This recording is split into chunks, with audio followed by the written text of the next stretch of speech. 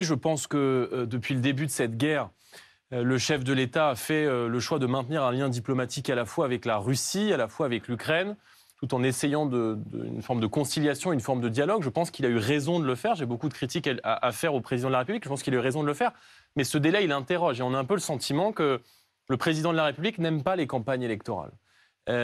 Pendant l'élection présidentielle, il nous a expliqué qu'on était en guerre et que cette guerre l'empêchait de débattre avant le premier tour de l'élection présidentielle. Nous étions effectivement en guerre, mais la France, elle, n'était pas en guerre.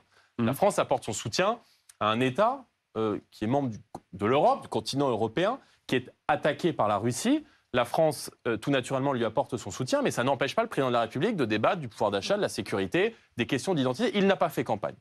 Et devant le président de la République, comme beaucoup de Français, juste avant de prendre l'avion, avec les moteurs déjà allumés, sur le tarmac, nous donner 2-3 petites consignes de vote en nous disant dimanche, vous votez pour la République, puis terminez, bonsoir, ça interroge. Et les Français qui aujourd'hui ont de plus en plus de mal à payer leurs factures, à sortir dans les rues en sécurité, se disent mais est-ce que ce président de la République, est-ce qu'il s'intéresse à nous? Il y a une urgence sociale dont on va parler qui est celle du pouvoir d'achat. Il a été élu il y a 2 mois, il n'a strictement rien fait.